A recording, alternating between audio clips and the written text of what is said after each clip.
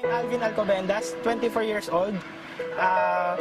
10 months na ako kay V-Mobile. I'm a registered nurse, but unfortunately, hindi po ako naging employee. Naging volunteer nurse po ako for around 1 year din po, pero hindi po talaga sinuwerte. Nalaman ko po si V-Mobile noong April 2011. Nagpe-Facebook ako, nakita ko yung Hi Friend video.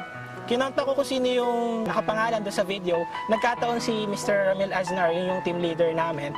Pero wala pa akong budget noon kasi umaasa ako sa parents ko na binibigyan lang ako ng allowance. Nagkataon nung May 10, 2011, nagkaroon ako ng pera noon, binigyan na ako ng allowance. From Batangas, pupunta ako ng Ortigas sa main office ng V-Mobile at minute ko doon si Mr. Ramil Aznar. Pinakita niya sa akin yung business. Siyempre, may pera na ako, kaya nag-register na rin ako. Nung umpisa, wala talaga akong duda kasi nung nakita ko, marami namang paraan para kumita. The same time, pag business, 4,000, talagang maliit na kapital. Yung buhay ko before V-Mobile, sobrang normal lang. Talagang everyday commute lang kasi wala akong sariling sasakyan. Talagang allowance ko sa parents ko pa hinihingi. Registered nurse na ako, pero sa magulang ko pa rin ako dumidepende. Doon talaga parang naramdaman ko na kailangan, imbes na maging pabigat ako, kailangan ako naman yung nakakapagbigay sa kanila. Nakuha ko yung first check ko noong June 2011. So, 1 month na ako noon sa V-Mobile. Nung una kong nakita yun, talagang masaya ako kasi hindi pala talaga scam to si V-Mobile. Totoo pala to kasi mismo nung pinapalitan ko yung cheque, pera talaga yung hawak ko. Kaya masaya ako nun.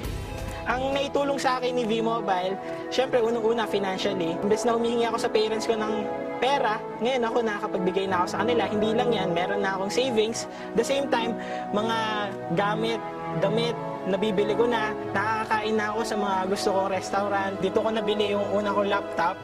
The same time, bumili rin ako ng projector kasi kailangan yun pag nagpe-present ka. Hindi lang yan, syempre itong bago kong sasakyan, isang 2012 Toyota Fortuner. Naabot ko yung first 1 million ko after 9 months. Talagang hindi ako makapaniwala. Talagang nagugulat ako. Pero masaya ako kasi talagang lahat ng pinagpaguran ko, may resulta pala talaga. Kaya sobrang sarap. Totoo talaga si V-Mobile. Kahit kami dati iniisip namin na scam to. Kasi ganun talaga mga Pilipino. To see is to believe. Nung nakita ko na may pera pala talaga dito kay V-Mobile, doon ako naniwala na totoo pala si V-Mobile. Pagpatuloy nyo lang kung ano yung nasimulan nyo. Talagang sipag at tiyaga lang ang katapat na to. Kahit na sobrang daming rejection sa akin, hindi ko pinansin, tuloy-tuloy lang. The same time, yung pagiging matulungin nyo, gawin yung bukal sa loob nyo. Kasi kasunod nun, habang tumutulong ka, kumikita ka na rin dito sa V-Mobile.